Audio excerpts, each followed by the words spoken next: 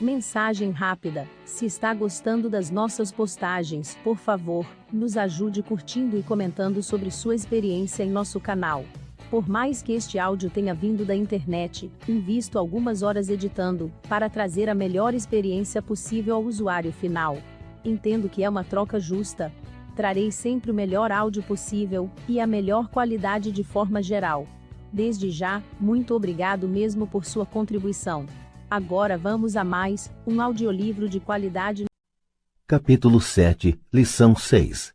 Trabalhe para aprender, não trabalhe pelo dinheiro. Em 1995, concedi uma entrevista a um jornal de Singapura. A jovem repórter chegou na hora e imediatamente começou a entrevista.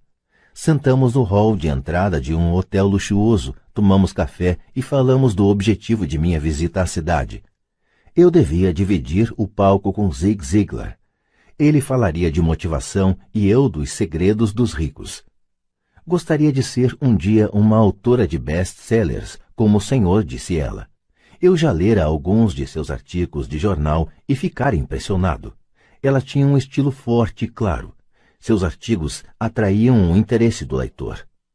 A senhora tem ótimo estilo, respondi. O que a impede de alcançar seu sonho? Parece que não consigo ir adiante, ela respondeu calmamente.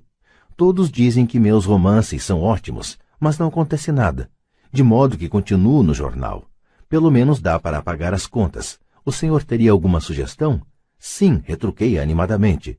Um amigo meu tem aqui em Singapura um curso que ensina as pessoas a vender. Ele dá cursos de treinamento em vendas para as principais empresas desta cidade e penso que se a senhora assistisse a um de seus cursos, sua carreira poderia se beneficiar bastante. Ela se espantou. O senhor está dizendo que eu deveria aprender a vender? Balancei a cabeça afirmativamente. O senhor está falando sério? Voltei a fazer que sim com a cabeça. O que há de errado com isso? Agora eu estava recuando. Ela se ofendera com o que eu disse. Preferiria não ter dito nada. Em minha tentativa de ser útil, comecei a defender minha sugestão. Tenho um mestrado em literatura inglesa. Por que frequentaria um curso de vendas? Sou uma profissional. Fui para a universidade para não ser vendedora. Odeio vendedores. Eles só pensam em dinheiro. Diga-me, para que vou estudar vendas? Ela começou a arrumar suas coisas. A entrevista tinha acabado. Na mesa em frente ao sofá estava um exemplar de um best-seller que eu publicara. Peguei o livro e algumas notas que ela fizera num bloco. Está vendo isto? Disse eu apontando para suas anotações. Ela olhou para o bloco. O quê? Ela disse confusa. Novamente apontei para suas anotações. No bloco ela escrevera Robert Kiyosaki, autor de best-sellers. Aqui fala autor de best-sellers, não diz melhor escritor. Seus olhos se arregalaram imediatamente. Sou um péssimo escritor. Você é uma grande escritora. Eu frequentei curso de vendas. Você tem um mestrado. Junte as duas coisas e você terá uma autora de best-sellers e uma boa escritora. Seu olhar estava enfurecido. Nunca me rebaixarei tanto quanto chegar a aprender como vender. Pessoas como o senhor não têm nada que ficar escrevendo. Fui treinada profissionalmente para escrever e o senhor para vender. Não é justo. Guardou o resto de suas notas e disparou pelas amplas portas de vidro para a úmida manhã de Singapura. Pelo menos na manhã seguinte sua reportagem era equilibrada e favorável. O mundo está cheio de gente inteligente, talentosa, instruída e qualificada. Encontramos com elas todos os dias. Estão todas em volta de nós. Alguns dias atrás, meu carro estava com problemas. Entrei numa oficina e o jovem mecânico o consertou em alguns minutos. Ele sabia o que estava errado apenas pelo barulho do motor. Fiquei impressionado. A triste verdade é que um grande talento não é suficiente. Sempre fico chocado ao perceber o pouco que ganham as pessoas talentosas. Ouvi outro dia que menos de 5% dos americanos ganham mais de $100.000 ao ano. Já encontrei gente muito instruída, brilhante, que ganha menos de $20.000 ao ano. Um consultor comercial especializado na área médica me dizia que muitos médicos, dentistas e quiropráticos têm dificuldades financeiras. Até então eu pensava que, quando eles se formassem, os dólares choveriam. Foi esse consultor que me disse: eles estão uma habilidade atrás da grande riqueza. O que isso quer dizer é que muitas pessoas precisam apenas aprender e dominar uma habilidade a mais e sua renda aumentará exponencialmente. Já mencionei que a inteligência financeira é uma sinergia entre contabilidade, investimento, marketing e direito. Combine essas 4 habilidades técnicas e ganhar dinheiro com o dinheiro será mais fácil. Quando se fala de dinheiro, a única habilidade que a maioria das pessoas conhece é trabalhar mais. O exemplo clássico de sinergia de habilidades era essa jovem jornalista. Se ela aprendesse ativamente as habilidades de vendas e marketing, sua renda poderia aumentar de forma espetacular. Se eu fosse ela, faria alguns cursos de redação publicitária além de vendas. Então, em vez de trabalhar no jornal, eu procuraria um emprego em uma agência de publicidade. Mesmo se seu salário se reduzisse, ela aprenderia a comunicar-se sinteticamente, como se faz com tanto sucesso na publicidade. Ela também aprenderia relações públicas, uma habilidade importante. Aprenderia como obter milhões em publicidade gratuita. Então, de noite e nos fins de semana, ela poderia escrever seu grande romance. E quando este tivesse terminado, ela estaria mais apta a vender seu livro. E assim, em pouco tempo, ela poderia ser autora de best-sellers. Quando publiquei meu primeiro livro, If You Want to Be Rich and Happy, Don't Go to School. Se você quer ser rico e feliz, não vá para a escola. Um editor sugeriu que eu mudasse o título para A Economia da Educação. Falei que com um título como este, eu só conseguiria vender 2 exemplares, um para minha família e outro para meu melhor amigo. O problema é que eles esperariam ganhá-lo. O agressivo título foi escolhido porque eu sabia que assim obteria toneladas de publicidade. Sou favorável à educação e acredito em reforma educacional. De outra forma, por que continuaria eu a pressionar por mudanças em nosso sistema de ensino antiquado? Por isso escolhi um título que me permitisse ir a mais apresentações de televisão e rádio, simplesmente por causa da controvérsia. Muitas pessoas pensaram que eu era louco, mas o livro vendeu muito bem. Quando me formei na Academia de Marinha Mercante dos Estados Unidos em 1969, meu pai instruído ficou feliz. A Standard Oil da Califórnia me contratara para sua frota de navios-tanque. Eu era terceiro e imediato e o salário era baixo em comparação ao de meus colegas, mas era um bom emprego para um recém-formado. Meu salário inicial era de cerca de $42.000 ao ano, incluindo as horas extras, e eu só trabalhava durante 7 meses. Tinha 5 meses de férias. Se eu quisesse, poderia ter ido para o Vietnã com uma empresa de navegação subsidiária e teria com facilidade dobrado meu salário em vez de descansar nas férias. Tinha uma grande carreira à minha frente, contudo me demiti 6 meses depois e fui para a Marinha dos Estados Unidos para aprender a voar. Meu pai instruído ficou arrasado. Pai rico me deu parabéns. Na escola e no local de trabalho estava na moda a especialização. Isto é, para ganhar mais ou obter uma promoção era necessário especializar-se em algo como ortopedia ou pediatria. O mesmo se aplica a contadores, arquitetos, advogados, pilotos e outros. Meu pai instruído acreditava no mesmo dogma e ficou empolgado quando finalmente obteve um doutorado.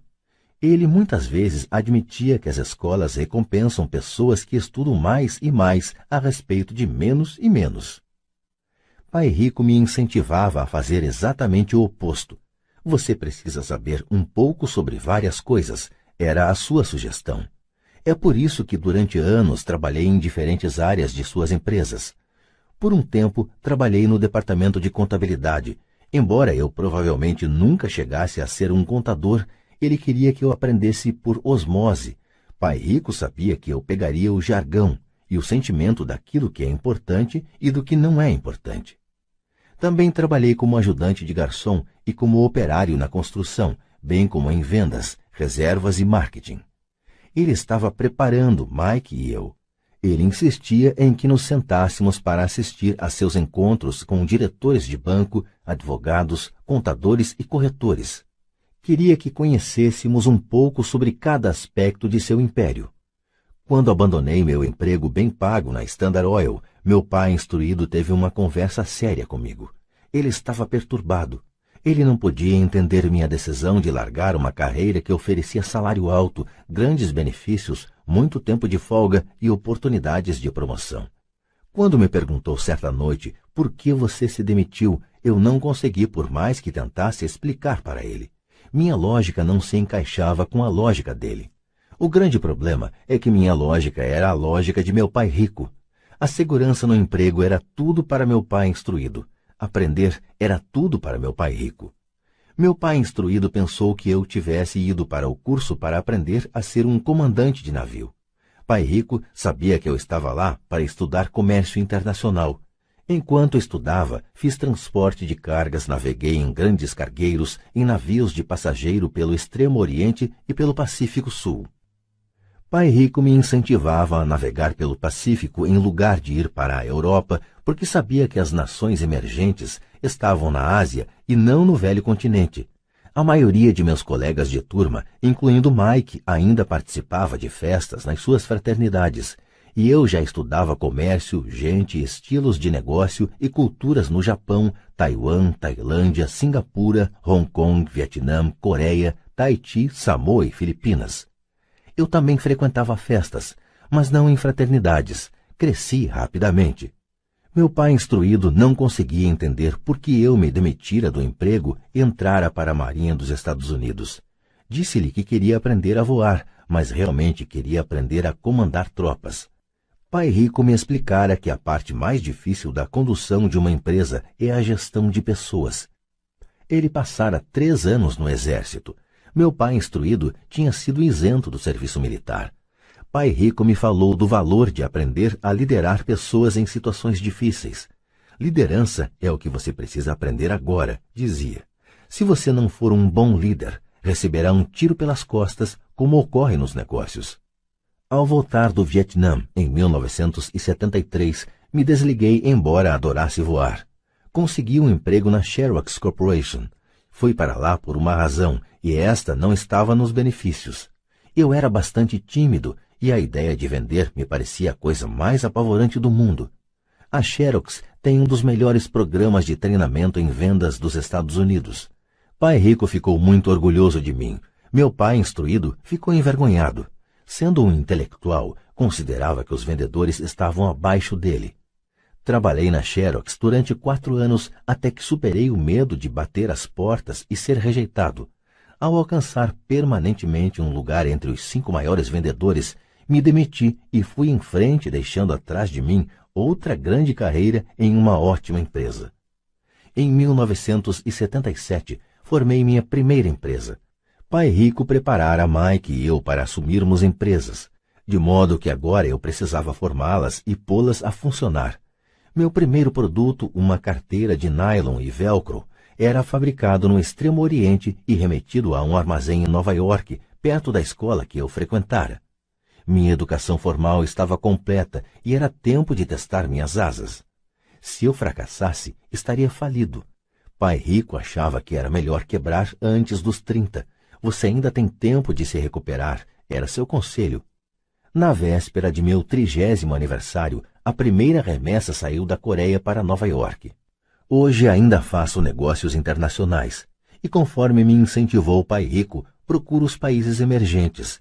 Minha empresa de investimentos opera na América do Sul, Ásia, Noruega e Rússia. Há um velho dito segundo o qual emprego é a sigla de quase quebrado. E, infelizmente, eu diria que isso se aplica a milhões de pessoas.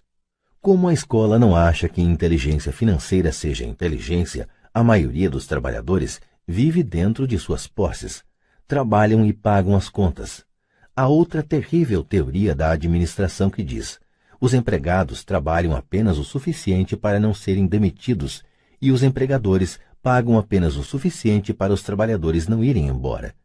E se você observa a escala salarial da maioria das empresas, diria que há uma certa verdade na afirmação. O resultado líquido é que, em geral, os trabalhadores não progridem. Eles fazem o que foram ensinados a fazer, conseguir um emprego seguro. A maioria dos empregados se concentra em salários e benefícios que os remuneram a curto prazo, mas que são frequentemente desastrosos a longo prazo. Já eu recomendo aos jovens que procurem emprego pelas oportunidades de aprendizado, mais do que pelo que possam receber. É preciso ver que habilidades se deseja adquirir antes de escolher uma profissão específica e antes de cair na corrida dos ratos. Uma vez aprisionadas num processo permanente de pagamento de contas, as pessoas se tornam como os pequenos hamsters, correndo em suas gaiolas. Suas pequenas pernas peludas correm furiosamente, a roda gira furiosamente, mas dia vai, dia vem, elas ainda estão na mesma gaiola, grande emprego. No filme Jerry Maguire, com Tom Cruise, há grandes bordões. Talvez o mais memorável seja "Mostre-me o dinheiro", mas a outra frase que me parece mais verdadeira aparece na cena em que Tom Cruise está saindo da empresa. Ele acaba de ser demitido e pergunta para toda a empresa: "Quem quer me acompanhar?" E todos permanecem silenciosos e petrificados. Apenas uma mulher se levanta e diz: "Eu gostaria, mas daqui a 3 meses serei promovida." A afirmação é provavelmente a mais verdadeira de todo o filme. É o tipo de frase que as pessoas usam para continuar trabalhando de forma a pagar suas contas. Sei que meu pai instruído esperava por seu aumento anual e todo ano ficava desapontado. Então ele voltava a estudar para se tornar mais qualificado, de modo a poder ganhar outro aumento, mas novamente sofria uma decepção. Frequentemente pergunto às pessoas: "Para onde essa atividade diária está levando você?" Como o pequeno hamster, duvido que as pessoas olhem para onde seu trabalho árduo as está levando. O que o futuro oferece? Cyril Brickfield, o antigo diretor executivo da Associação Americana de Aposentados, afirma que as aposentadorias privadas estão um caos. Em primeiro lugar, 50% da força de trabalho não contam atualmente com fundos de pensão. Apenas isso já deveria ser motivo de grande preocupação. E de 75% a 80% dos demais têm aposentadorias desprezíveis, que pagam $55 ou $150 ou $300 por mês. Em seu livro The Retirement Myth, o mito da aposentadoria, Craig S. Carpel escreve: "Visitei a sede de uma grande empresa nacional de consultoria especializada em aposentadorias e falei com uma diretora administrativa que planeja exuberantes planos para altos executivos. Quando lhe perguntei o que as pessoas comuns poderiam esperar receber como aposentadoria, ela disse com um sorriso confiante: 'A bala de prata.' 'O que é?' perguntei a bala de prata. Ela deu de ombros.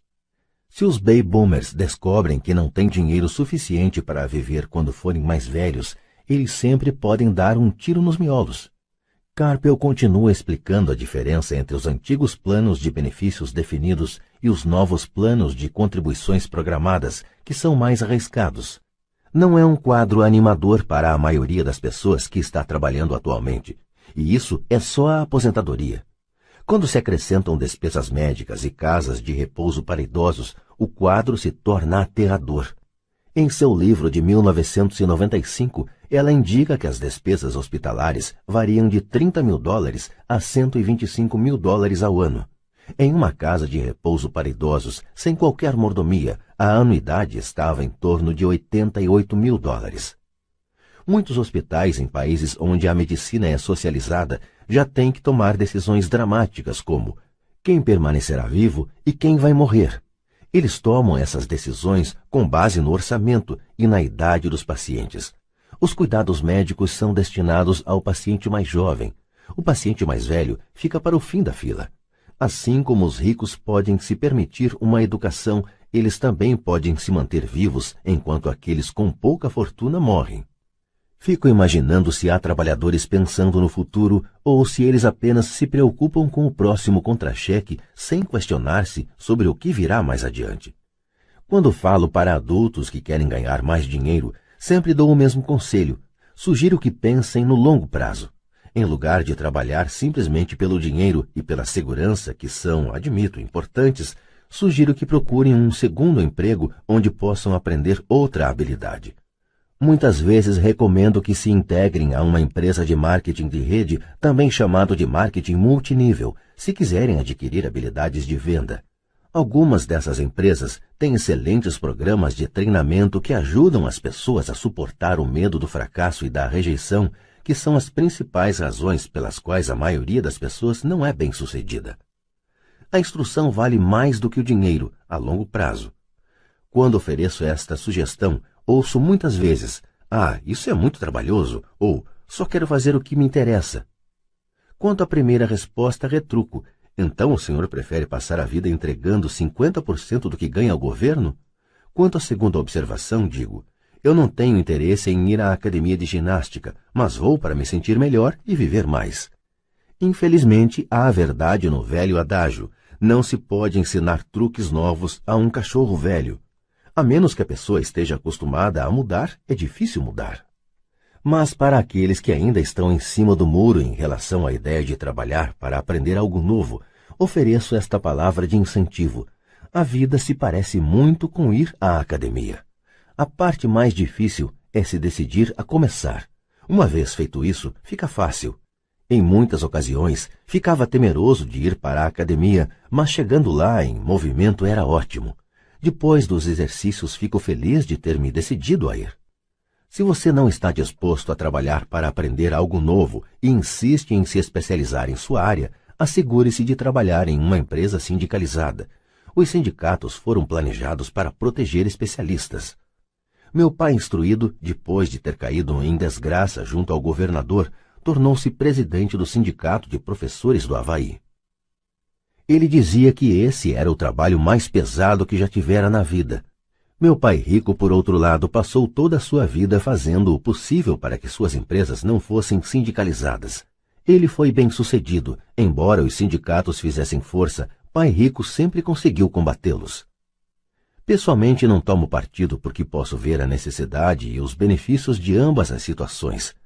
Se você seguir os conselhos da escola, tornando-se altamente especializado, então procure a proteção do sindicato. Por exemplo, se eu tivesse prosseguido minha carreira de piloto de aviões, eu teria procurado trabalhar em uma empresa em que o sindicato dos pilotos fosse forte. Por quê? Porque minha vida teria sido dedicada a aprender uma habilidade que só tem valor em um ramo de atividade. Se eu tivesse que abandonar esse ramo, as minhas habilidades não teriam valor em outras atividades. Um piloto sênior com 100 mil horas de voo, ganhando $150 mil ao ano, teria dificuldades em encontrar um emprego com igual remuneração no ensino escolar. As habilidades não se transferem necessariamente de um ramo de atividades para outro. Os pilotos recebem salários altos por possuírem habilidade que não teriam valor, por exemplo, no sistema de ensino. Atualmente se pode dizer o mesmo até no caso dos médicos. Com todas as mudanças ocorridas na medicina, os especialistas têm que se agrupar em organizações médicas, como os planos de saúde. Sem dúvida que os professores precisam se sindicalizar. Atualmente, nos Estados Unidos, o Sindicato dos Professores é o maior e mais rico deles. A Associação Nacional de Educação tem uma força política tremenda. Os professores precisam da proteção de seu sindicato porque suas habilidades também têm escasso valor fora da área da educação. De modo que regra prática é: se for atualmente especializado, sindicalize-se. Quando pergunto às minhas turmas quais de vocês fazem um hambúrguer melhor do que o do McDonald's, quase todos levantam a mão. Então pergunto: se a maioria de vocês faz um hambúrguer melhor do que o do McDonald's, como pode ser que o McDonald's ganhe mais dinheiro do que vocês? A resposta é óbvia. O McDonald's é um ótimo sistema de negócios. A razão pela qual tantas pessoas talentosas são pobres é que elas se concentram na preparação de um melhor hambúrguer e sabem muito pouco sobre sistemas de negócios. Um amigo meu do Havaí é um grande artista. Ganha bastante dinheiro. Um dia, o advogado de sua mãe ligou dizendo que ela lhe deixara $35 mil. Isto é o que sobrou de seus bens depois que o advogado e o governo pegaram sua parte. Imediatamente, ele viu uma oportunidade de aumentar seus negócios, usando parte desse dinheiro em publicidade. 2 meses depois, seu primeiro anúncio em cores, de página inteira, apareceu em uma revista cara voltada para os muito ricos. O anúncio foi publicado durante 3 meses. Ele não teve qualquer retorno e toda a sua herança foi embora. Agora ele quer processar a revista por ter sido enganado. Este é um caso típico de alguém que pode fazer um belo hambúrguer, mas conhece pouco de negócios. Quando eu lhe perguntei o que ele tinha aprendido, sua resposta foi que publicitários são escroques. Então lhe perguntei se ele não gostaria de fazer um curso de vendas e outro de marketing direto. Sua resposta foi: não tenho tempo e não quero jogar dinheiro fora. O mundo está cheio de pessoas talentosas. Com muita frequência, são pobres ou têm dificuldades financeiras ou ganham menos do que poderiam, não pelo que sabem, mas pelo que não sabem. Concentram-se em aperfeiçoar suas habilidades de fazer um melhor hambúrguer, em vez de pensar em como vender e entregar esse hambúrguer. Talvez o McDonald's não faça o melhor hambúrguer, mas é o melhor no ofício de vender e entregar um sanduíche básico médio. Pai pobre queria que eu me especializasse. Era assim que ele achava que se ganhava mais. Mesmo depois de ouvir do governador do Havaí que não poderia mais trabalhar no governo do estado, meu pai instruído continuou me incentivando a me especializar. Pai pobre então encampou a causa do Sindicato dos Professores, fazendo campanhas por mais proteção e maiores benefícios para esses profissionais altamente especializados e instruídos. Ele nunca entendeu que quanto mais especializado você se torna, mais você fica amarrado e dependente dessa especialização. Pai Rico aconselhava Mike e eu a nos prepararmos. Muitas grandes empresas fazem o mesmo, procuram jovens recém-formados nas faculdades e começam a preparar essas pessoas para exercer um dia altos cargos na organização. Esses jovens brilhantes não se especializam em um departamento, eles percorrem os vários departamentos para aprender todos os aspectos dos sistemas de negócios. Os ricos frequentemente preparam seus filhos ou os filhos dos outros. Ao fazê-lo, seus filhos adquirem uma visão geral das operações da empresa e conhecem a inter-relação entre os vários departamentos. A geração da Segunda Guerra Mundial considerava ruim ficar trocando de emprego. Hoje, considera-se uma atitude inteligente, já que as pessoas ficarão mudando de emprego em lugar de buscar maior especialização, por que não pensar em aprender mais do que em ganhar? No curto prazo, você pode ganhar menos. No longo prazo, resultará em grandes dividendos. As principais habilidades administrativas necessárias para o sucesso são: 1. Gestão do fluxo de caixa. 2. Gestão de sistemas, incluindo você e o tempo dedicado à família. 3. Gestão de pessoal. As habilidades especializadas mais importantes são vendas e compreensão da comercialização.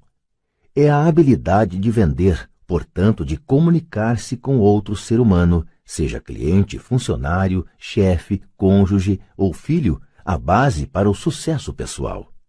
São habilidades de comunicação como redigir, falar e negociar que são cruciais para uma vida de sucesso.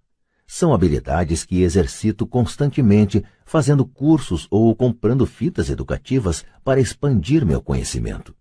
Como já mencionei, meu pai instruído trabalhava cada vez mais arduamente quanto mais competente se tornava. Ele também se via cada vez mais encurralado quanto mais se especializava. Embora seu salário aumentasse, suas escolhas diminuíam. Pouco depois de ter sido mandado embora do trabalho no governo, descobriu como era vulnerável profissionalmente. É semelhante ao que ocorre com os atletas profissionais, que de repente sofrem uma lesão ou ficam velhos demais para o esporte.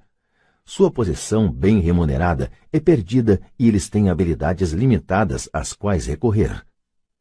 Penso que é por isso que meu pai, instruído, se envolveu tanto com os sindicatos a partir daí. Ele percebeu o quanto o sindicato poderia tê-lo favorecido.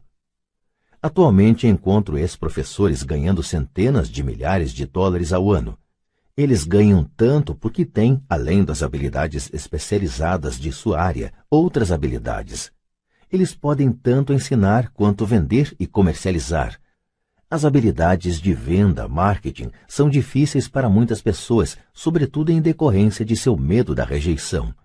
Quanto melhor você se comunicar, negociar e lidar com esse medo da rejeição, tanto mais fácil será a vida. Da mesma maneira que aconselhei aquela jornalista que queria tornar-se autora de best-sellers, repito isso para todos. Ter uma especialização técnica tem seus pontos fortes e fracos. Tenho amigos que são gênios, mas não conseguem comunicar-se efetivamente e, em consequência, seus ganhos são lamentáveis. Eu os aconselho a passar um ano aprendendo a vender.